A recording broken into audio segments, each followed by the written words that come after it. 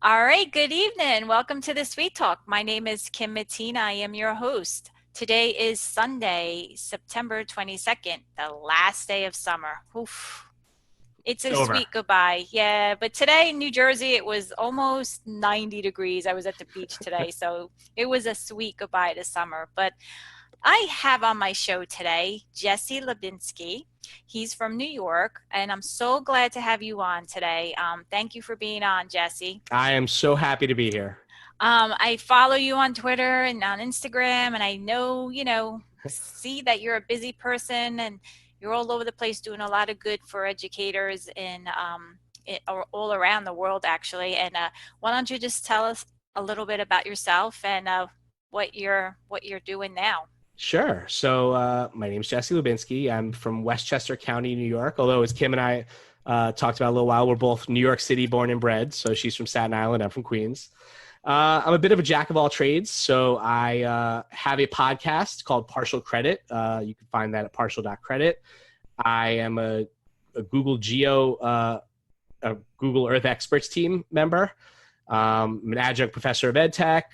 I just finished my first book. We'll talk about that, I guess, a little while, but that's coming out in January. So kind of doing a bit of everything and traveling and presenting. So it's very busy. Yeah, you're really busy. I know you've got a lot of good things going on. I know I just joined the Google Earth community, and I know that you're part of that, and I'm looking forward to learning from that community. And I actually attended a webinar a couple of weeks ago about Google Earth, Google Tour Builder, and Google Maps.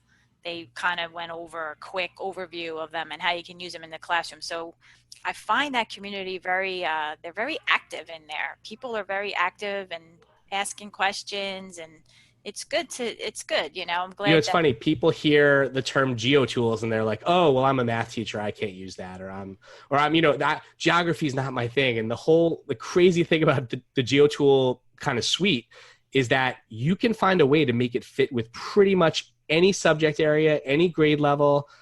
It's astonishing. Like my background originally is math. I was a math teacher and technology teacher, and I have found ways to incorporate the new Google Earth directly with math students at pretty much every grade level. So it's really impressive, and I don't think people realize the diversity and depth of all the different tools. I think you have to think out of the box when you're thinking about Geo Tools, because people, they tend to keep doing, Google Slides and Google Drawings or Google Docs, and they don't think out of the box. And I'm part of the Google for Education team as well, and I try to promote Tour Creator and Google Expeditions, but the less known tools is definitely Google Tour Builder, and I'm bringing that into my school as well this year with the 7th and 8th grade social studies teachers, because why not, right? Like Totally. history needs geography, and I actually created a digital breakout geared on the Google ecosystem, and students had to actually use Google Maps. And you'll be surprised, like, what they don't know or what they do know. And, it's really important to include geo tools and geography in our lessons. And I think it's important for you to even show to use it in math class and storytelling, because I think it's just one of those tools that just they don't utilize them. So I am. You mentioned storytelling, and I'm huge into using storytelling as a means of communication and learning. And actually, these tools I feel like actually make it easier to do than some of the other productivity tools, where they aren't really helping you do that, right? It's still content based, right? You're still applying content to those tools. Whereas here, these tools really lend themselves to make that happen naturally. So the Google Earth Education Experts, it's a team of about 100 of us that are from around the globe. And in the US, we have, I think, four kind of groupings. There's like an East team and a West team and a North and I don't think a South. I think it's like South. Central and South, right? Actually, you thought I was going South. Um, I think it's like Central and South.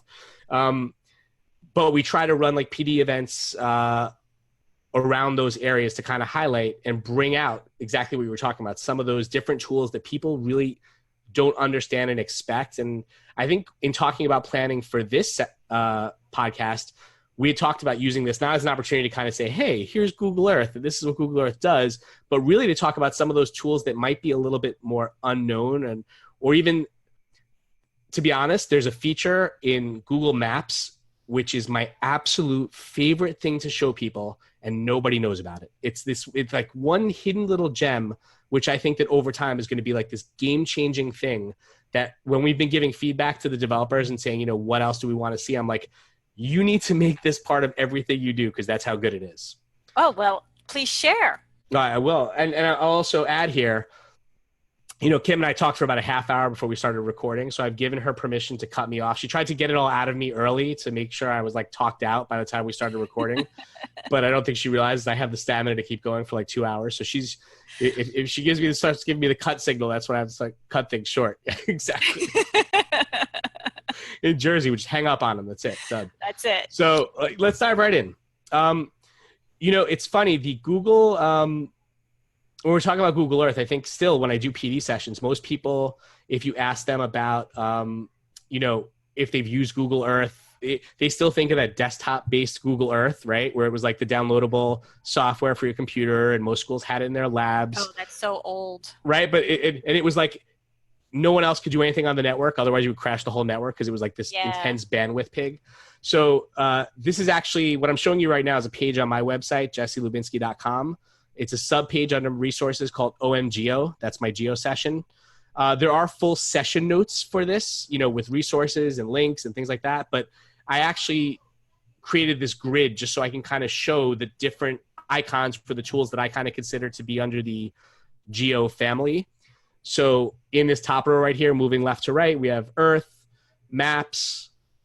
I'm sure you know what this is, Street View, right? With instead of the map pin, there's Pegman or Peg Person if you want to keep it, right? Peg Person. This one is local guides. That's a little bit of a cheap cop out, but I'll explain why in a little while.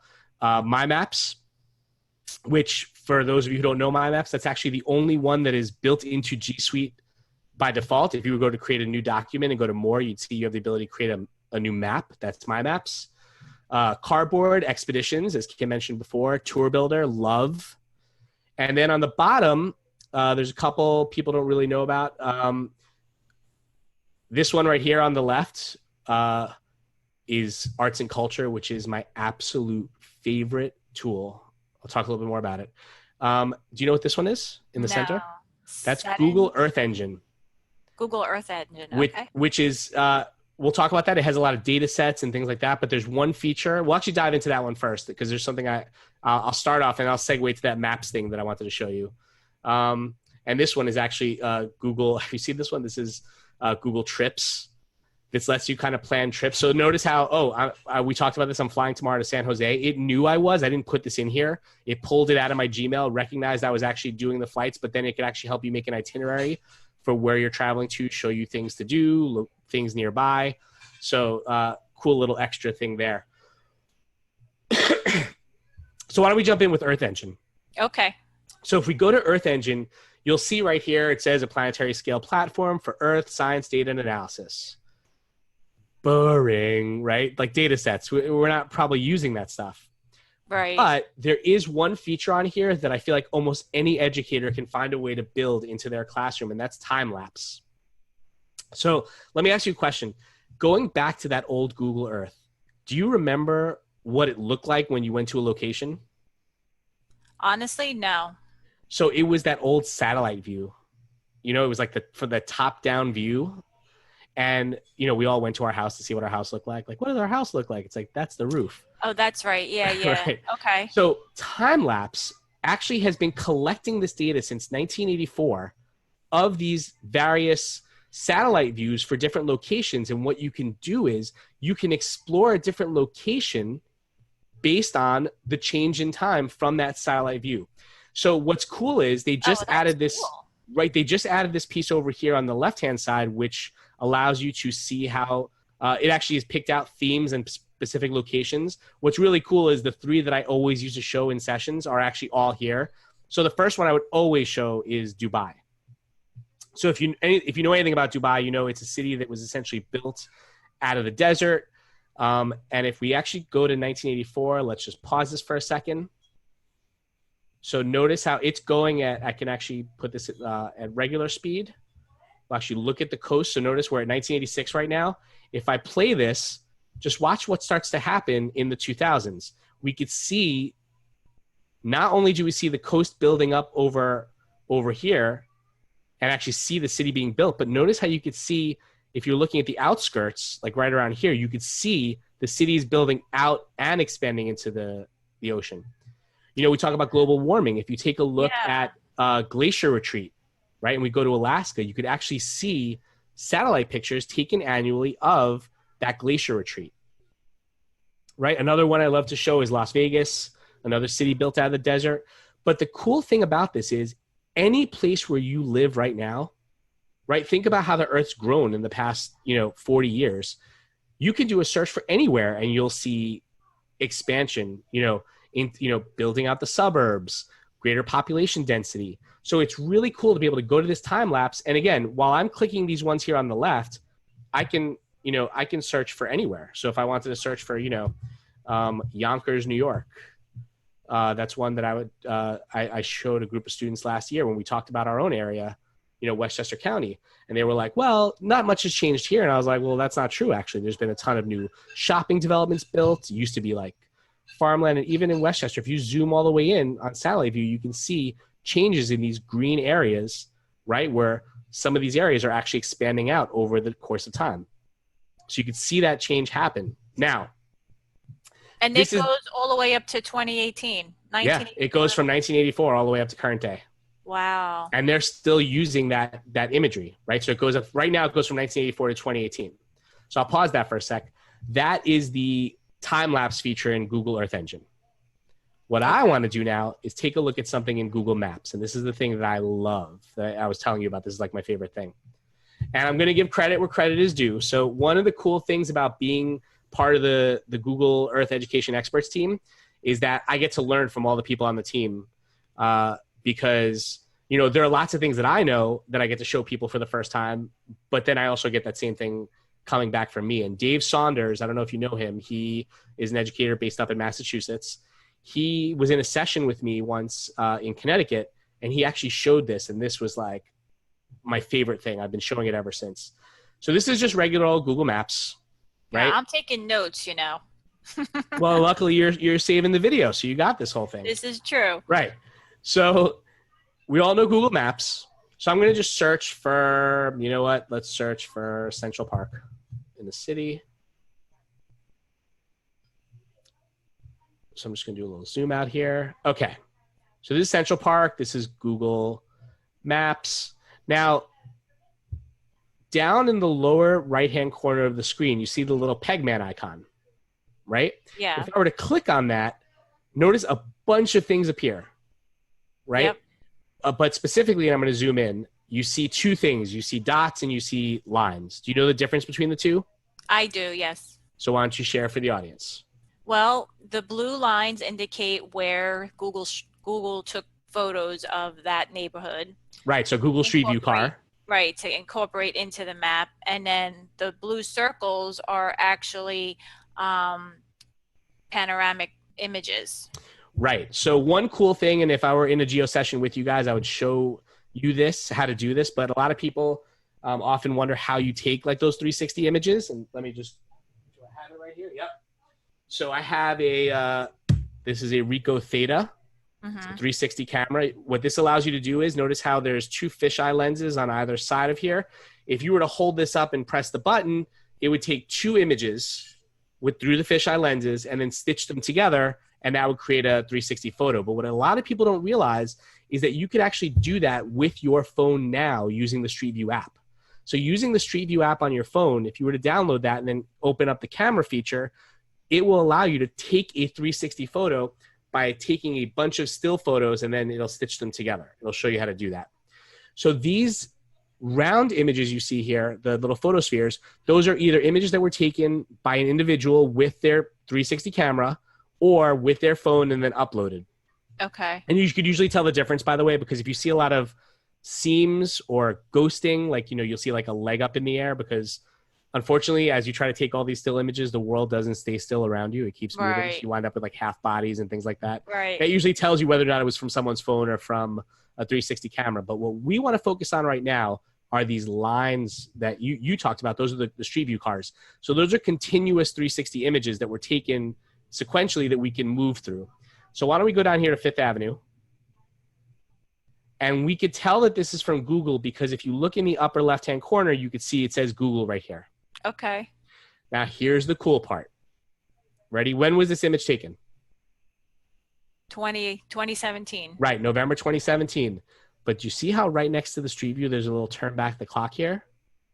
Okay, there's an icon of a clock, yeah. Yeah, so if I click on that, I want you to see that in this spot, this very spot where we are, right? The way the Google Street View car works is it's not just trying to document the entire world and get Street View for everywhere. They keep going to the same places over time because what they want to do is capture the most current versions of the places that have changed over time. So if you look at this, it looks like in this very spot where we're standing, the Google Street View car has driven by and taken images 1, 2, 3, 4, 5, 6, 7, 8, 9, 10, 11 times.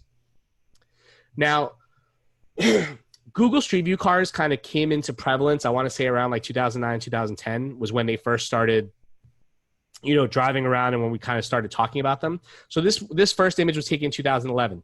Let's say I wanted to go back in time to 2011 and see what it was like along Fifth Avenue. I could just click into this image and now we are in Street View back in 2011. And That's I can now crazy. move. I'm moving. Yeah, so can you pan around? Oh yeah, no, we're in full. This is what it looked like back in 2011. So the large picture that I'm seeing on my screen is from 2011, right? That's correct. And the right. smaller image that's up at the top left is the same year, right? Well, actually, so notice how this is 2011, right? And I could see that because it says Street View 2011. But watch what happens when I get to the intersection. I'm willing to bet it's going to change. Yeah, see how it went to 2014? Oh, okay. Now, here's why. The Street View car doesn't always follow the same path, right? So it's always taking me to the time that's closest sequentially to when I took that image, right? That's interesting. It's not perfect, but think about this now in the context of what we were just talking about with the time lapse, right? We have 40 years worth of data of satellite view photos that allow us to see change over time. Now imagine that we have that. Imagine having 40 years worth of this. We talk about now studying a place from 40 years ago. We can actually go into Street View go there. Yeah. and actually look around in panoramic 360 images, explore the streets. Now, here's some examples of how this is actually useful right now. So I want to say Santa Rosa, California, there were the brush fires. Okay. Right? And a lot of damage was done. And they actually showed, they were studying effects of, they were looking at what the town looked like before those fires. So you even have major changes happen, you know, to places now in the past like 8 to 10 years. And you could still see those changes now within Street View.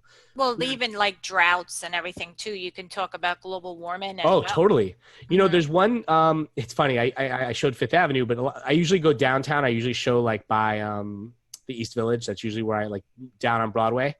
And what's funny is there's this spot on Broadway where when you go back in time, you see that there's construction going on in current day.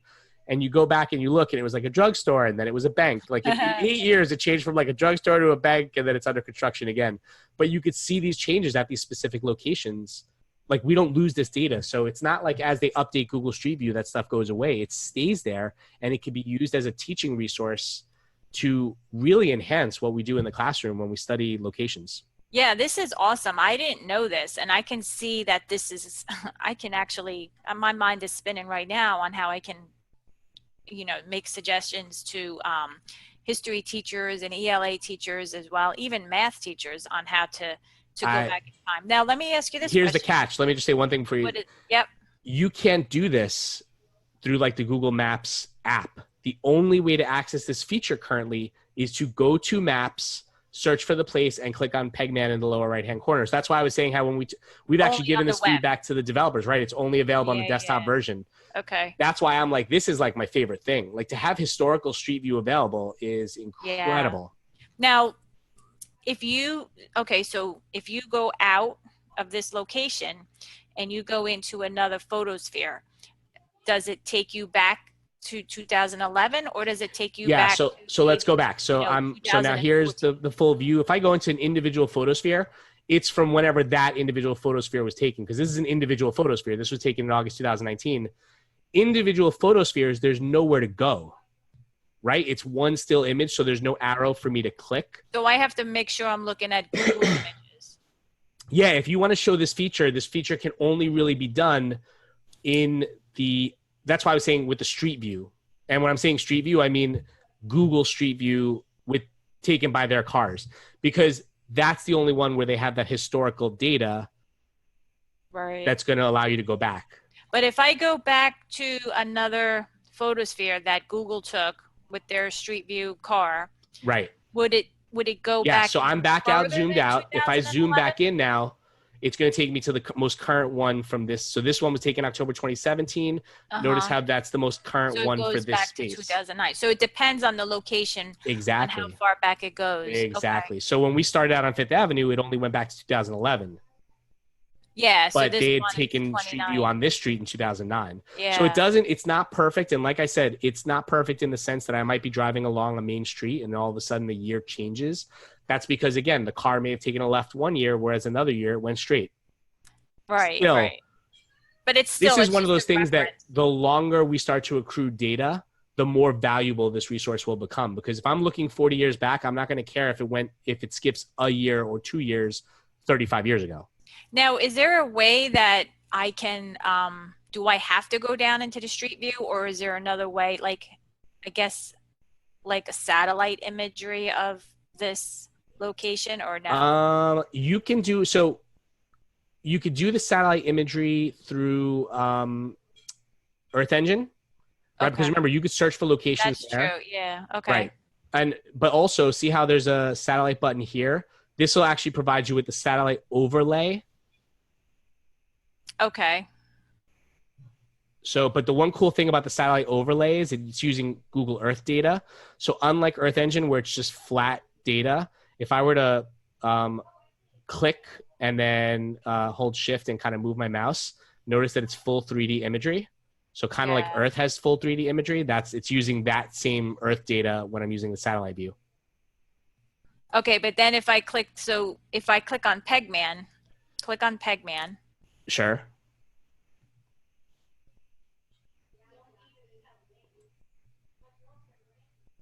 We'll let my processor catch up. Yeah, yeah. We're testing your your computer. And for once, I don't have a lot of stuff open. Oh wait, maybe. Oh wait, there we go. Okay, so there it goes. So yeah, it's going to show me. I'm going to see all the little dots, and this would work in Earth also. If I were to click on Pegman in Earth in the same location, I'll be able to see all the little dots pop up. Okay. And the lines. Hold on. Yeah, but I wanted. Oh, so you have to actually place him there. Yeah, but it shouldn't be like that. I usually do this from Earth, so I've never seen. Oh, okay, not from maps. Right. If I flip back to map view, it's going to bring it up right away. It'll bring it up. Yeah. I think it's because we're using the yeah, so that it's right there. Yeah. Okay. Cool. Wow, that's awesome. Yeah. I didn't know any of that stuff. No, and neither did I. But that's the, you mentioned something at the beginning of the podcast where you were talking about like these networks. While the Google the Google Earth Education Experts team is like a private group that's like kind of Google's running that.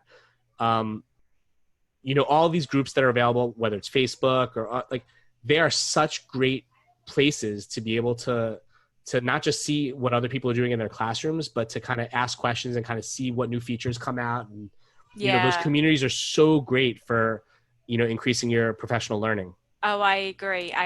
But this is something that I didn't know about, so I can't wait to go back and share with the staff at my school, because I think this can be really useful in the classroom, Yeah, I love this. And how would you, now you had said something to me before about using it in the math class. So give me an example of how you would use it in math. Totally. So I'm going to go to Earth for that. Okay. So I worked with, the last time the that we met as a team, like the Google Earth education experts. Wow, it's a mouthful. We all of us met in California. We actually worked on creating resources for various grade levels, specifically to benefit our own schools that we were working with. Like, how could we really see this kind of making a difference in the schools where we were all located? And I worked with an educator from Montreal, Andrew McDonald. He also had a math background. And we were trying to figure out how we can create one set of lessons that would actually apply to all the different grade levels. And we decided to use baseball as kind of a running theme. And even though I'm a Yankee fan, we used Fenway Park because Fenway Park has the Green Monster. And we felt like we could do some pretty cool lessons. So I'll just show you. I think I need to hang up now. I'm a Yankee fan. No, I'm saying I use the park. I'm not by no means is this an endorsement for the Boston Red Sox. I actually do not endorse the Boston Red Sox. Okay, moving on. Yeah, exactly. Hold on. Can we cut the podcast? Okay. So I'm going to go to Fenway Park. And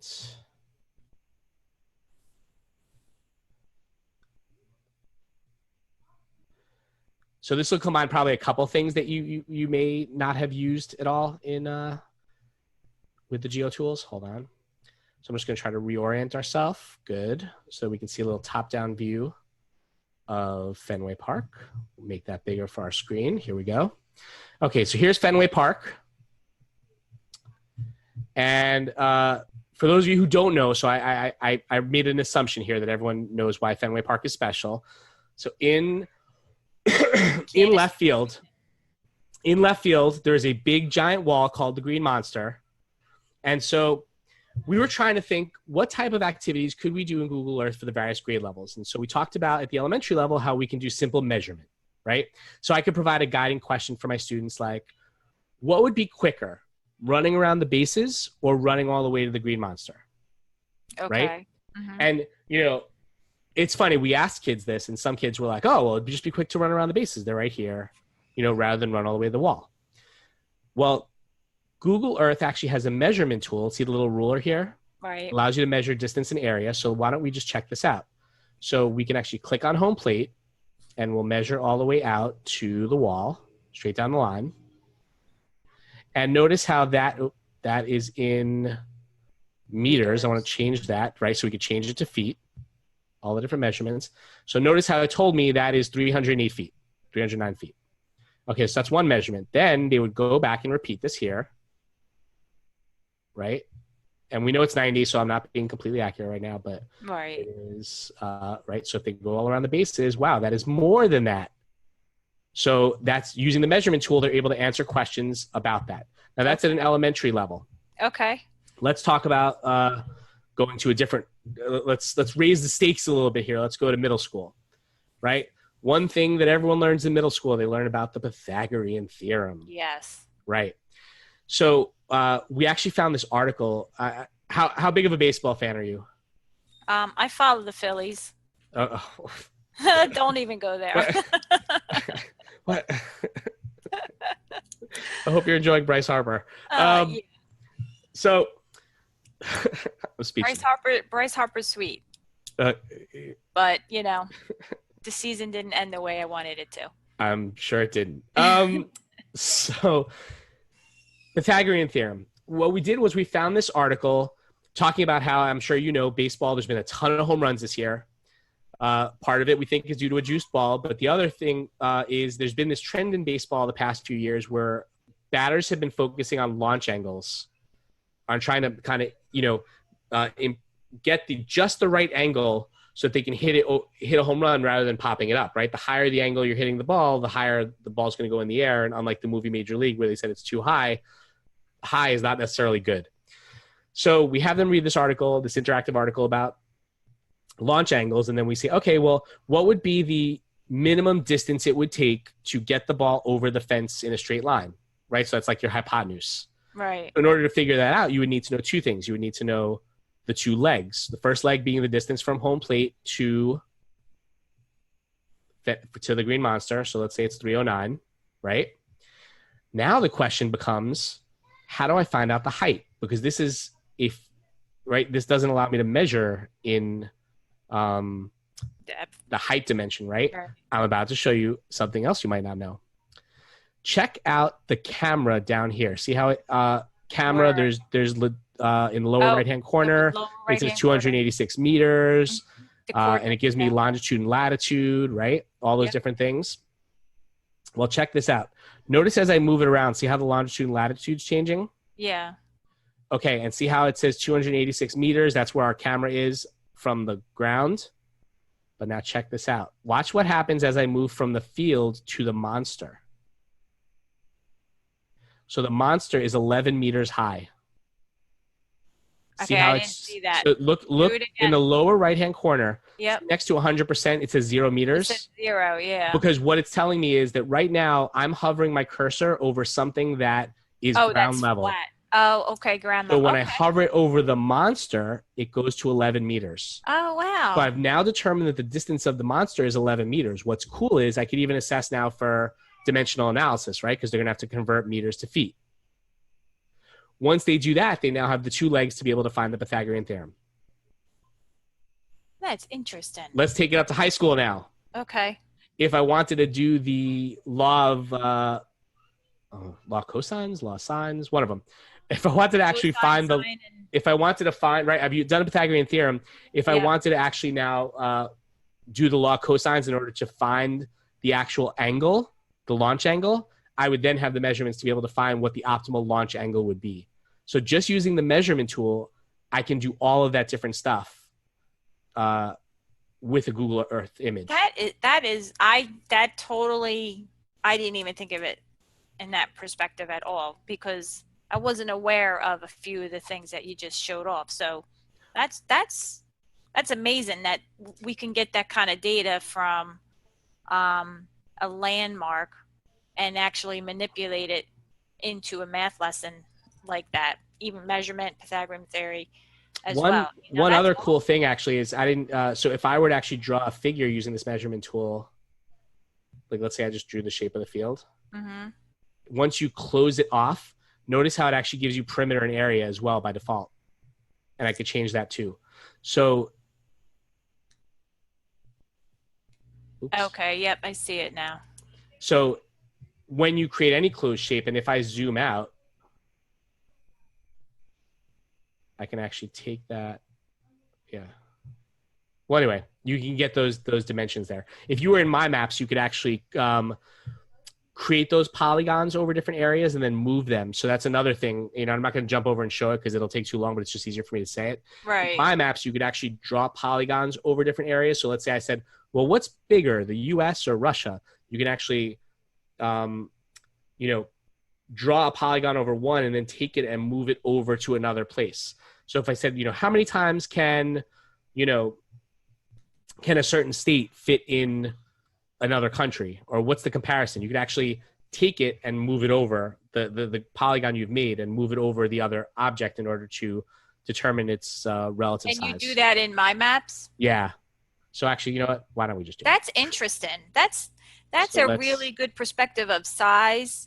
So let's go to New. Oh, wow. Google My Maps.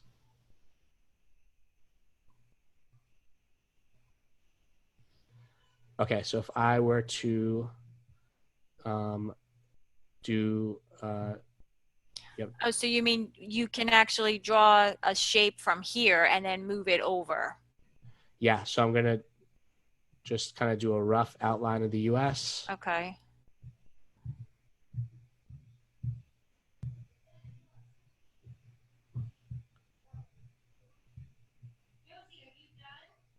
Okay, we'll call it USA.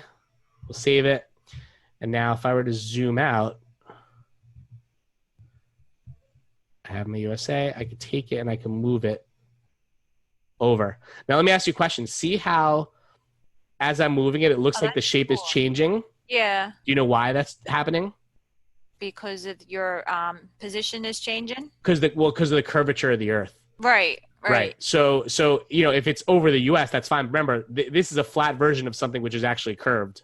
So as you move it up to a pole, it actually appears like it's bigger, but it's not the size isn't actually changing. It's just relative. It's just right. Yeah. Right. So Okay, you can that makes see sense. like, so, if I want to do individual states compared to countries in Europe, whatever you want to do, you can actually create those shapes here and then move them around. That's And there's actually interesting. measurement tools. See how there's a ruler here. Mhm. It'll also allow you to do measurements and distances. So that notice how I can do distances between different points. And again, as I move from place to place, see how it's moving in a curved line? Yeah. Because distance is measured not in straight line distance on a map, but in curved distance along the earth. That's interesting. I never thought of using my maps for an activity that way. I really like that. I really like because you're giving the kids an actual visualization of size and how big something is compared to something else. So there's a lot of different things going on.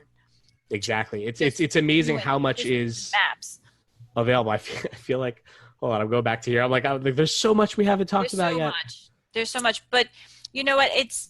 I mean, whatever you just did in Google Earth and Google Maps and time lapse and then the Google Earth engine, I think was very important because I didn't know anything about those features, and I'm sure a lot of people could agree with me with that. So I'm glad that you went over that with them and with me. So the other tools are more common, but if you want to go over arts and culture, That that's okay, fine. good. That was the one I was like, oh, I hope I have time to do this. Yeah, because I will that'll, be I mean, honest, I a could lot of spend like people, 3 hours talking about arts and culture, so I'm just gonna try to show like one or two yeah, really. I'm actually gonna, I'll show one thing that I love, because it connects back to something you said. And like I said, arts and culture, I feel like you and I will have to revisit this another time on the pod yeah. because that is so rich.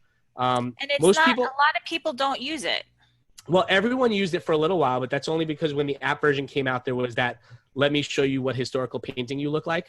Yeah, Right. that was a trend, and then it Right. died. And what bothered me was no matter how I angled my face, it still made me look like the same weird dude. So I was kind of upset about that. But arts and culture used to be called the Google Cultural Institute. Um, I've loved it for a long. I've loved this for a long time. This actually started out as a 20% time project from a Oh, it Googler. did? Yeah, Really? file this along with Gmail and Google Cardboard and all those other cool things that started off as 20% time projects, but now is really rich. I think back to BG before Google. I used to use Yahoo, right? Gee. I can't. I used Yahoo because I liked how it like categorized all the websites, right? You could like click down into the categories and find the websites, like you could organize the internet or something.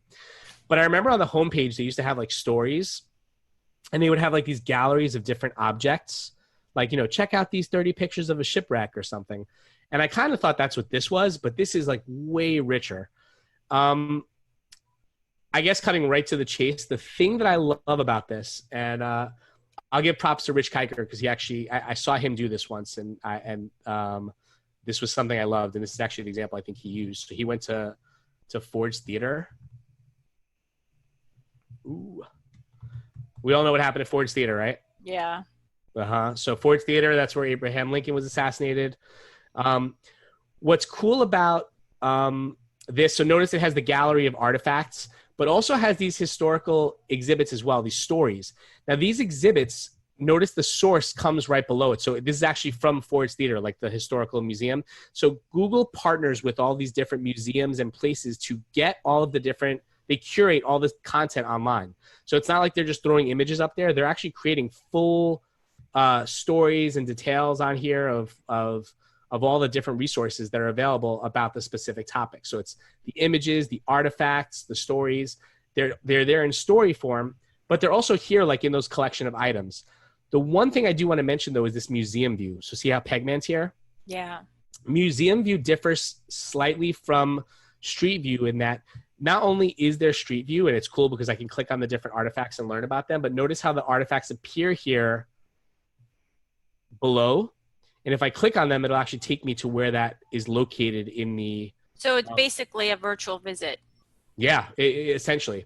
So I like showing this for the White House because, when our kids go to Washington, D.C., they don't get to actually go in the White House. They just get to, if you ask them on the field trip, do they go to the White House? They're like, yeah, but they show you the picture and they're all just like, hey, Yeah, yeah. all the way at the gate outside.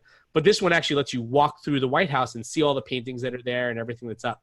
But the thing I love about this the most, tying back to your storytelling piece, is let's say I was doing I wanted the students to do a presentation on Lincoln's assassination. Have you had kids do presentations using Google Slides and, or PowerPoint or something like that? Oh, of course. Yeah. Yeah. And a lot of times it's like they took their report and they made it like font size 6, and then their back is turned to everybody and they're reading all the words. And you're like, why did I do this? This was terrible. Yeah. What's cool about this is you have the ability here to create your own custom galleries. So if I go to my profile, see how I have a couple of galleries? So this was a sample gallery I created with 3 images from Lincoln's assassination. So there's gloves, there's the life mask taken from Lincoln, and then John Wilkes Booth's gun. What I can have kids do is go and research all the artifacts, research through, and then I can have them say, you know what I want, the assignment isn't to go to Wikipedia and copy the information off of there and then, show me that you know how to copy information from the internet. What I'd like you to do is go learn about your topic and then pick 3 items or 4 items or 5 that you feel best represent whatever you're trying to present on, and tell us the story about how those artifacts fit into what you're trying to tell us. Go up there and tell me a story, right? Because I want to do a few things. Yes, they need to learn content, but I also want to know that they're able to kind of explain it in their own words, synthesize it, right? And be able to convey that story. Because if you look at studies where they talk about students and how they remember content in school, students who learn content through a story form show a much higher retention rate than those who just kind of learn facts that were rote and disconnected from other types of information. Well, that makes sense. Totally. I mean, that naturally makes sense, but it's also an important skill, right? Yeah. Some people don't teach that way. So that's why you need to expose teachers and students to these type of tools to display their learning in a different way. Right. It feels so disjointed to be like, now it's time for us to learn how to do a presentation. And it's like, well, no, those presenting skills should just be built into the assignments that we do every day. So I love how this profile though, you went into.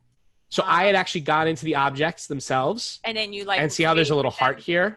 Okay, yeah, that heart allows you to add it to your favorites, and then you can create a gallery within your favorites. Oh, wow. And then they can share the gallery with you via Google Classroom.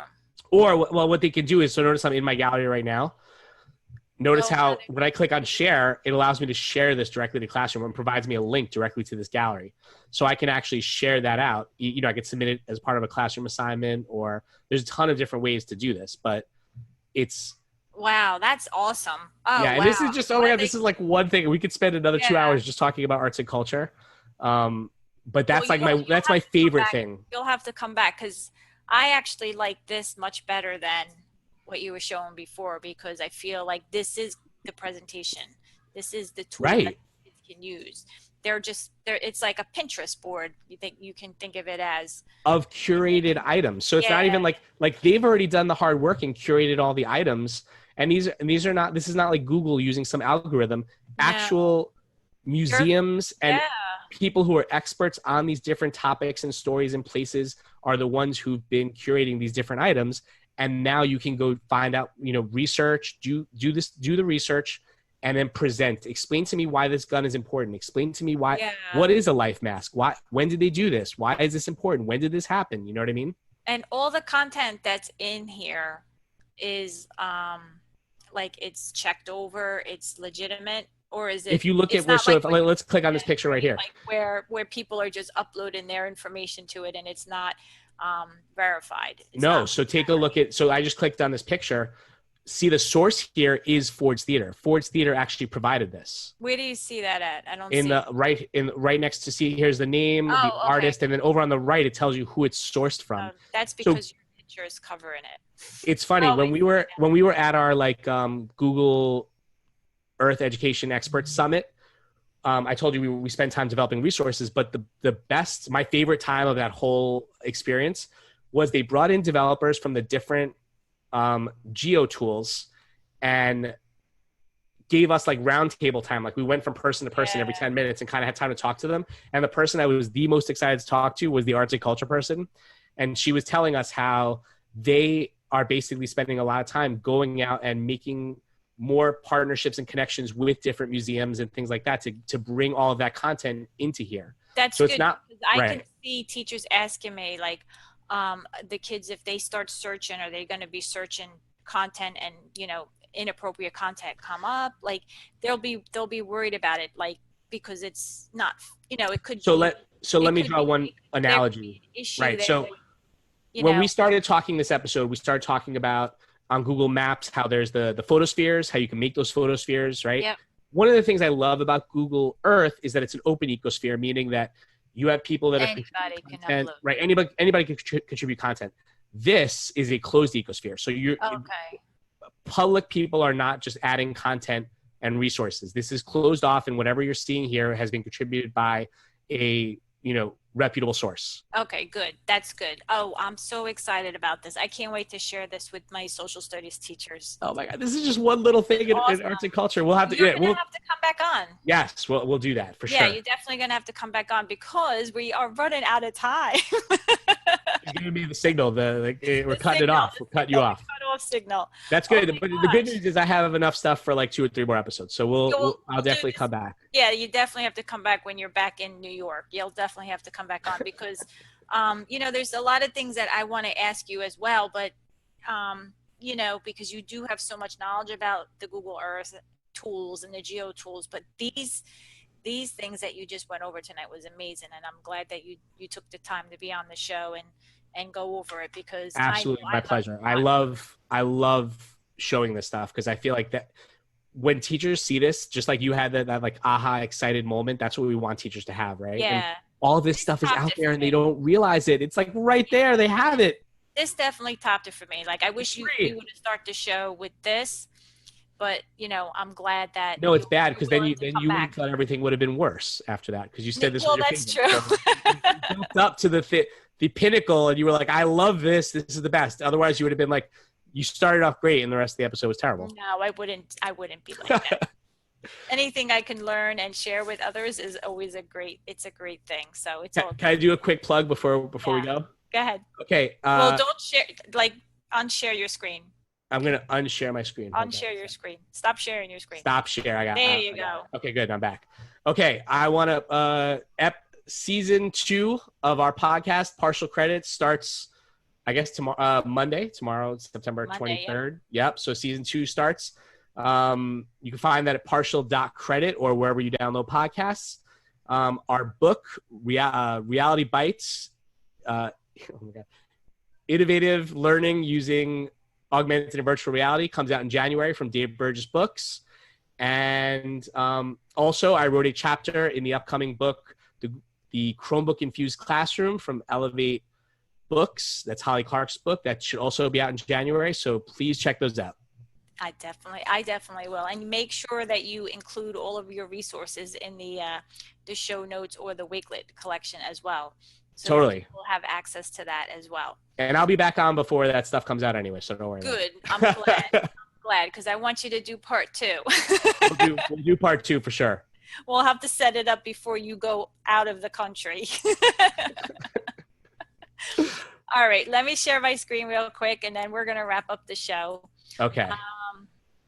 So to see this episode or past episodes, you can go to the suitetalk.com. That's the SUITE talk.com. And you can see Jesse's episode on the homepage. It will be right here. Also, you can go to the episode and podcast list page, and it will be listed here as well. And you can see any other past shows that I've done. You can find the YouTube video and the show notes here. If you'd like to be a guest on my show, you can go to the homepage and you can scroll down to the guest inquiry section and fill out the guest form. Please, if you have something you want to share, please, be on and pay it forward so we can help other educators around the world, integrate effective technology into the classroom. So topics aren't, limited to just Google. And just subscribe to my YouTube channel. You can also join my Facebook group, Subscribe to the newsletter, and I am on Podbean, Spotify, Apple Podcasts, Google Podcasts, and Google Play Music as well. So with that being said, I am going to end the show with Jesse. Thank you so much for being on. It was really a pleasure meeting you finally and Thanks for having learning me. I really all of appreciate it. this. I'm really looking forward to part two, and I'm holding you to it. I'll be back. And now that I know that there's actually I could do stuff other than the geo stuff, like I'm like, oh wait, I can come back and do some other Oh stuff too. yeah, All right, yeah. cool. No, it's definitely no issue. All right, cool. All right. Well, that being said, I will see you next time. Thanks for tuning in, guys. Bye, everyone. Bye.